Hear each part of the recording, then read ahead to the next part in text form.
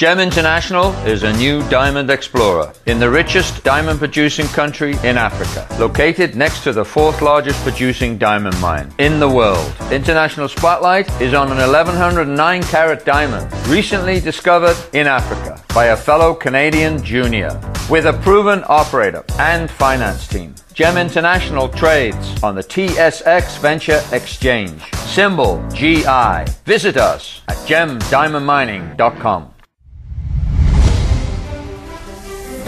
Welcome to the Goddard Report. Comments made on the Goddard Report and TalkDigitalNetwork.com are an expression of opinion only. Here is Jim Goddard. My guest is Rafe Mair, former BC Cabinet Minister and Canada's longest-running #1 radio talk show host, and of course the most prominent political commentator in Lions Bay, BC, with one of the world's most gorgeous views. Boy, has it ever, even today when it's lousy weather. That's what makes it interesting. Lucky. Yes. Rafe, the provincial election, of course, British Columbians go to the polls on the 9th. Has anybody impressed you so far with their campaign? Well, in a way, it's kind of strange, but in a way, Horgan has. And it's kind of a backhanded way, I guess, a bit, Jim.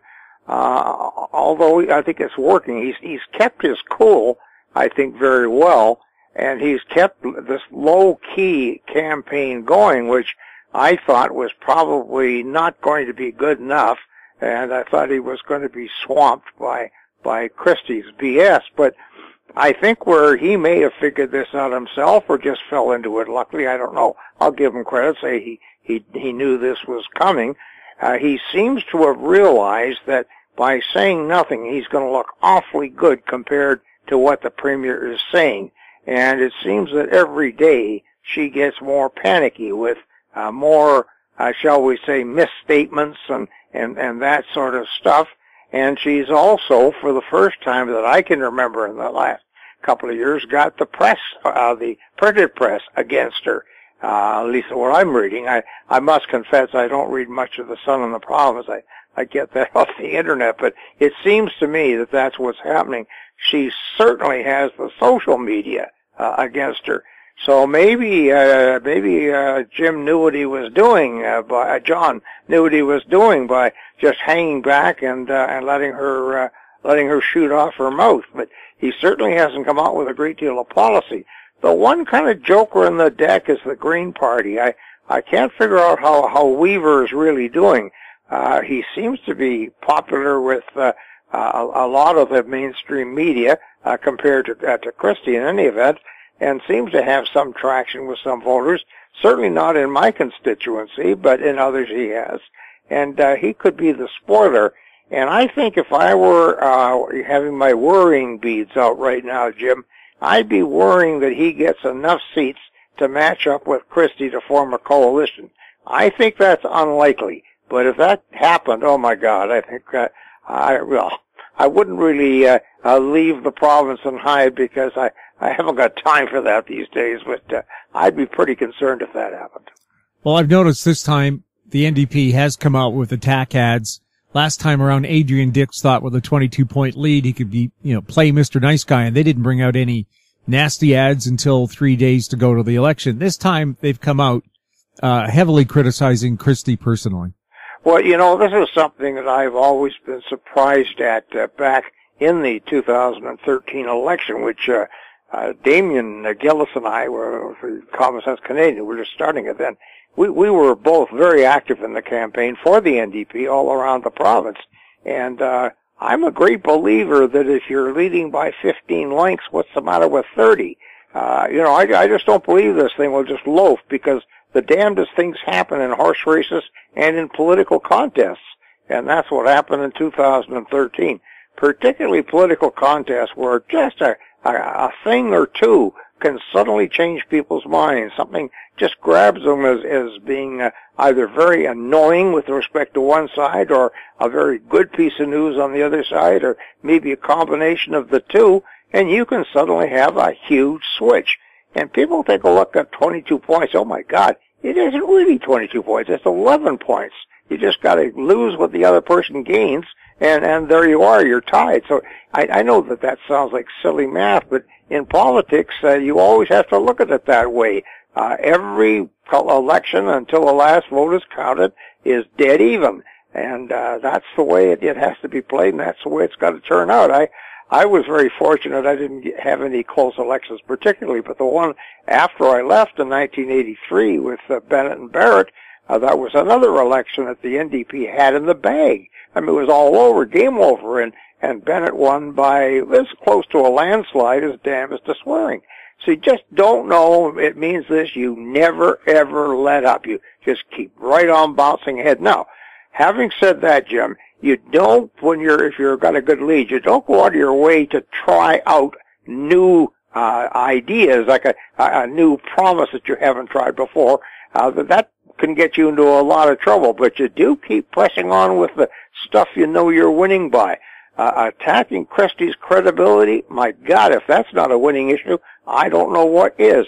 Attacking LNG, which they don't seem to want to do, that's another winning issue. There are 4 or 5 that are going to be dead safe for the whole election. So you've got to hammer at those, and if there's a sign that somehow the Liberals have got something going, then you sit back and you reconsider and maybe re-strategize. But as it is now, I think John's on the right track. Just keep hammering and hammering at what are winners, and let Christie respond. And she's not responding well. We'll have more with Rafe Mair right after the break. I'm Douglas Mason, President and CEO of Rainy Mountain Royalty Corp., RMO on the TSX Venture Exchange. Rainy Mountain's Brunswick property is located in the Rideout Shear Zone in Ontario. With grab samples running as high as 32 grams per ton gold, a drill program will commence this spring to test the numerous targets located by recent groundwork. For more information, visit our website, rmroyalty.com. Avon Resources Limited is a gold exploration company with significant projects in British Columbia, Saskatchewan, and the Yukon. Trading on the TSX Venture Exchange, symbol ABN, and the pink symbol ABN-AF. Surrounded by world-class gold deposits and mines, Avon's 23,000 hectares Forest Kerr Gold Project is located in the heart of the Golden Triangle in northwestern BC. For more information, visit us at avonresources.com. Welcome back. We're talking with Rafe Mair. Rafe, what do you think are the big issues that all the political parties should be looking at in the election right now? I think, it's a strange kind of situation, but if I were John Horgan, I think I'd be looking at cleaning up and saying to the public, look, let's get serious. We got BC Hydro destroyed by the Liberals. We've got to get that back in order. We've got to get rid of Site C, and we've got to somehow get it back on its feet. The social services to the elderly, the sick, women in need, and that sort of thing, they are just appalling. And here are the stats. We've got to get that back in shape. We've got to do some repair work here. Now, obviously, the NDP are going to come up with the usual promises in the usual areas. That's sort of a natural pattern for them. But I think they have to convince the public, look, things are very, very bad, but we're not going to make them worse by throwing a whole bunch of dough at things until we get these things back in order. I may be wrong on that. Maybe bribing the people with their own money is still the way to go. Somehow I get the feeling, though, that people are looking at this election, wrong word, I guess, but very, very soberly, and thinking, we know this is a mess. We know balanced budgets are just bullshit. That's just nonsense, and we know all of that stuff is not there, and we know that we owe huge amounts of money. When you think about it, Jim, to have a party that in 11, 12 years has doubled the provincial debt using 2016 dollars. Now, it takes something to do that. And you have Christy Clark in her short time, 5 years, has added $71 billion in 2016 dollars to the debt. And you look at BC Hydro, which the numbers are just astonishing. You've got to, if you're John Horgan, you've got to say to people, look, folks, we're all mature, we're all old enough to understand, we got a problem here. We think we can get out of it if we stem the tide now, but that's what we've got to do. We've got to do a little repair work. Got to fix the roof. Well, Christy Clark's ads say that She's cut spending. Our whole job is to control spending, but we still have lots of work to do. Well, hasn't her government had about 15 years to get some work done? Of course she has. And to say that they're holding spending, I mean, really, Jim, I don't like to say these things because they're really unparliamentary, but she's lying through her teeth. I mean, that's not happening. They've been spending, forgive me those at sea, like drunken sailors. It's just incredible what they've spent. Now, they haven't accomplished anything for it particularly either. Can you look around you and say, oh, thank God we had the Liberals to do this, do that, build this, build that? No, what they have built have turned out to be enormous overruns. They've made poor old Glenn Clark and his fast ferries look like, I can't say the word. I've said enough bad words on this show. But, you know, it's just absolutely appalling. And I suppose, getting back to your earlier question, this is the one thing that rather surprises me about Horgan, that he hasn't hammered home at this, because the counterattack by the Liberals also was always this, oh, the NDP are going to spend us into oblivion. The fact is they haven't done that. The last time, contrary to what Campbell said when he took over, the NDP left them with about $1.5 billion in the kitty. But leaving all that aside, that's their weak point. You think that they would attack from there and say, wait a minute, don't give us this gup. Here's what's happened under the Liberals, and we're the guys that are going to come up and put some shingles in the roof. And I don't suppose he lets Christie get away with it, because when you look at it, she tells these whoppers all over the place, and nobody could possibly have the time or the patience to cover them all off.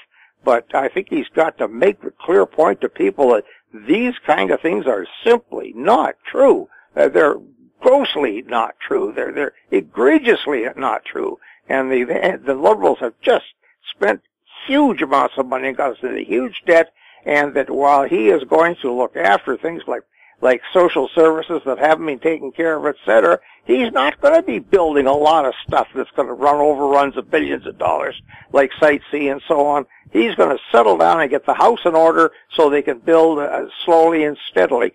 If I may say so, much like Bill Bennett used to do. Bill was never one for great, huge undertakings at once, but planning them carefully and then taking them carefully one by one.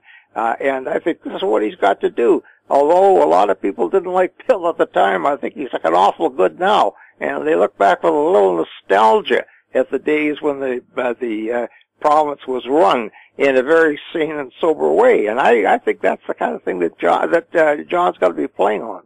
We'll have more with Rafe Mair right after this. I'm Larry Ray, President and CEO of American Manganese, Inc., listed on the TSX Venture, ticker symbol AMY, A-M-Y, with proprietary patents in the U.S., China, and South Africa. Our focus is on recycling lithium-ion batteries for electric vehicles. China recently legislated the responsibility for recycling onto their electric vehicle manufacturers and importers. For more information, please visit AmericanManganeseInc.com or phone me, Larry Ray, at 778-574-4444. In Goddard we trust. Welcome back. We're chatting with Rafe Mair. Rafe, the Green Party does get a lot of interest, but one thing that they have failed to do, and what they usually fail to do, is give us any fiscal planning for their ideas. Yes, okay, let's stop exploiting natural gas, stop mining in BC. Well, what do you do to replace those incomes that are very good? Well, this, of course, is the problem I think that the Green Party have, basically. But they got that, I think, in spades with Weaver. Now, he doesn't like me very much. I've never met the man. And when I say things, he thinks it's personal. It's not. I don't know the man. All I know is when I read what he has to say, what he's talking about doing and so forth, that's not giving me a lot of confidence as a Green. And I am temperamentally a Green. I want to hear the Green Party tell me how they're going to run the province, what they're going to do to keep employment up, increase employment, take care of the problems that are going to happen because of the Liberals' damn stupidity over the last 15 years or so. That's what I want to hear, but I'm not hearing that from him. I'm hearing him go out into areas that you wouldn't expect the Green Party to get into. I'm not hearing him denounce some of the terrible things that got BC Hydro into trouble and were bad in the Green sense as well.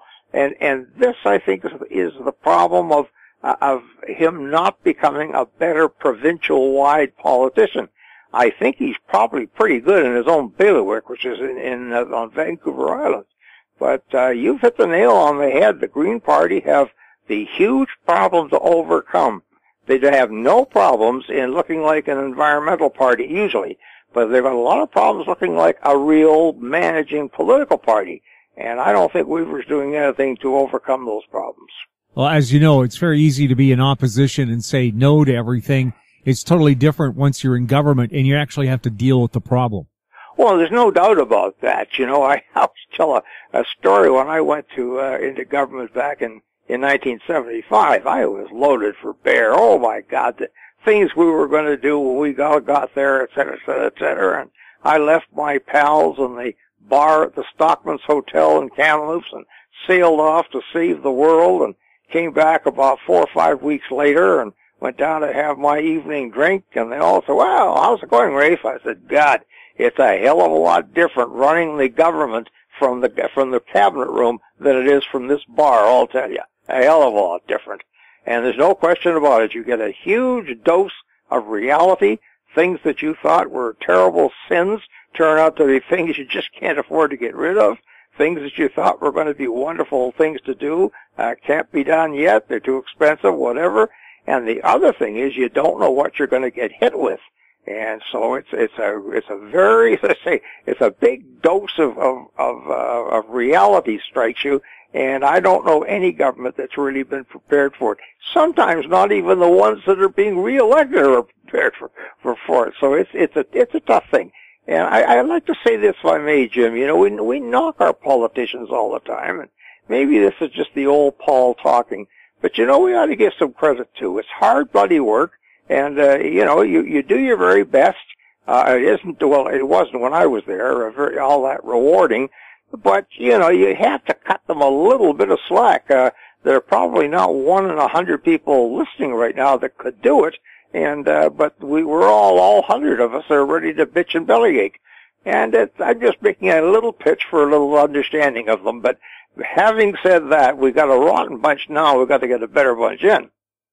Well, you know, having been privileged to some of the conversations, they really sound like we are the elite, and the peasants have no idea all the good work we're doing for them, and they almost refer to them as peasants. This is of course a very difficult problem to. Let me say this: I've been really on our Liberal MLA here in our riding, and a guy named Jordan Sturdy, and he's got little ads in the paper that I read every day simply because they're all in a place where I usually go, the comic strips, I think. And I read all these things that he's said he's done. He hasn't done a damn thing, hasn't consulted with anybody, but he hasn't got any opportunity to because he has to get the permission of the Premier to go down the hall to the bathroom. He can't do anything on his own.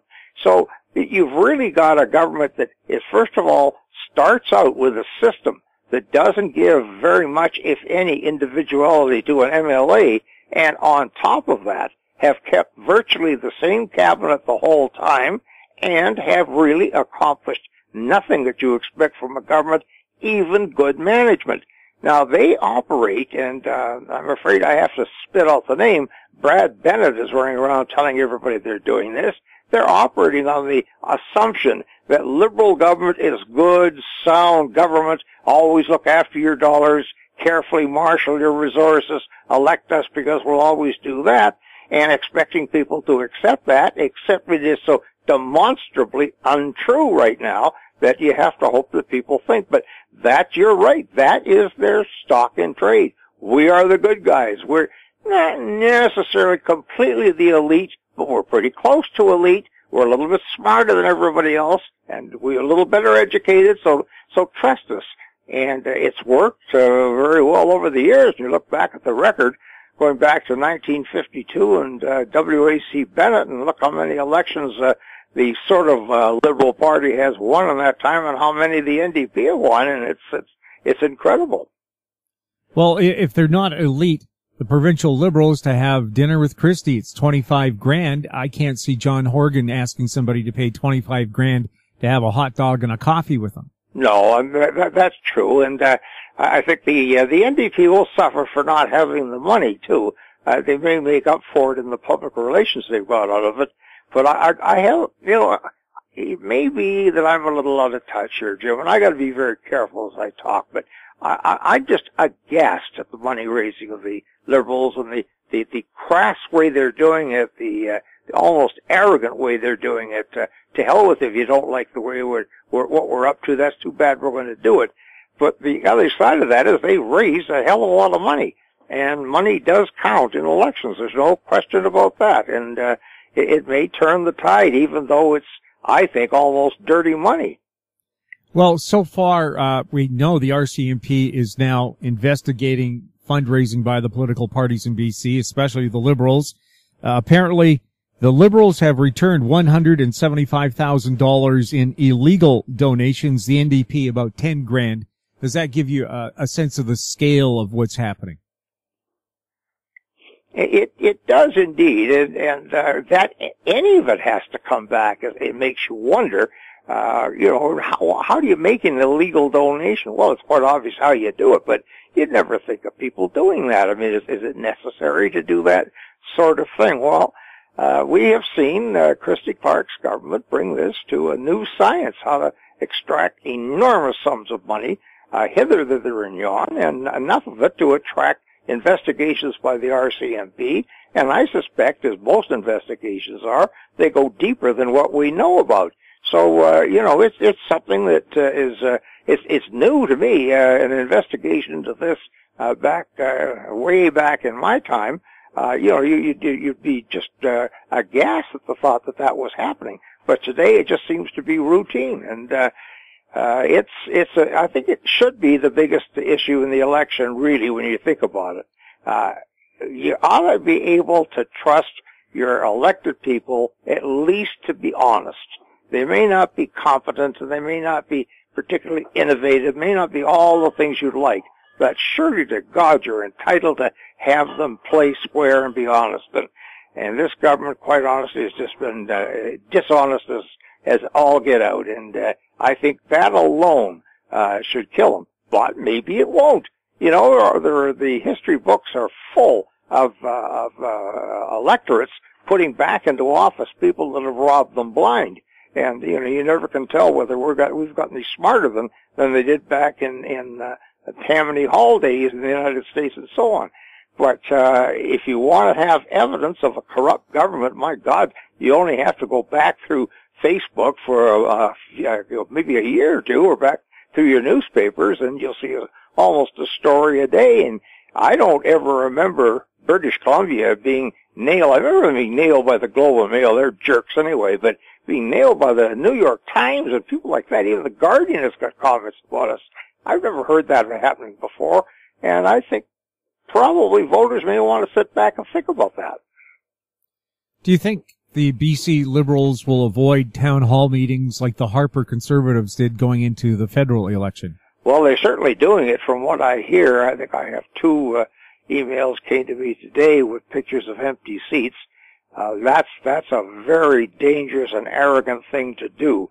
I can see it sometimes if you have a solid lead and you don't want to give the other person a chance to play off your popularity and use your audience. But you got to be in awfully good shape to do that. By and large, to miss one of those meetings is a very, very foolish thing to do. That's where upsets come from, and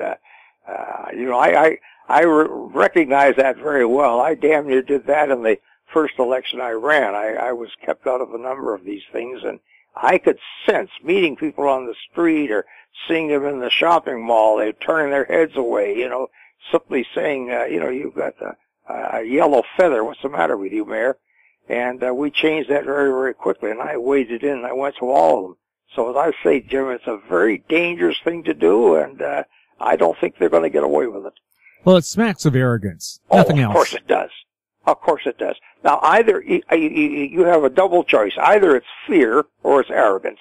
That there isn't any other explanation unless the person came down with measles that night, and none of them really do. The worst of the arrogance, and I'm glad you used that word, is not even showing up. I'm not sort of sending somebody along to say, oh, I'm awfully sorry, Blogs couldn't make it here tonight, double booked, but I'm here to sit in and do the best I can for him or her or whatever. They don't bother to do that. They just don't show up, and there's an empty chair. And that's a tremendous slap at the people that put the thing together, who usually are reasonably nonpartisan when they do it, and they try to put together a nonpartisan kind of an operation, and you slap them in the face. The people that turned out not to hear the underdogs speak, but to hear what the government or the near government's got to say, you slap them in the face at the same time, and you invite a huge amount of bad publicity in the press and on television and so on. I frankly don't understand it, except one thing explains it. If your message is so bloody awful and you're just going to cause so much grief that you'll make it worse, I suppose there is a reason for doing that, which leads you to the position, well, that must be it then. They must have such a lousy case that they're afraid to show their faces and expose that. It's a no-win all the way down the line, Jim. I really am surprised about it, and I think it'll hurt them. Rafe, thank you so much for chatting with us. Oh, Jim, always my pleasure. Take care. Bye-bye. Bye-bye. My guest has been Rafe Mair, former BC Cabinet Minister and Canada's longest-running #1 radio talk show host. You're listening to the Goddard Report on TalkDigitalNetwork.com. If you have any questions for us or our guests, you can email us at info@HowStreet.com. I'm Jim Goddard. Thanks for listening. Comments made on the Goddard Report and TalkDigitalNetwork.com are an expression of opinion only. The Goddard Report is available online and mobile at TalkDigitalNetwork.com. The Goddard Report is a production of How Street Media Incorporated.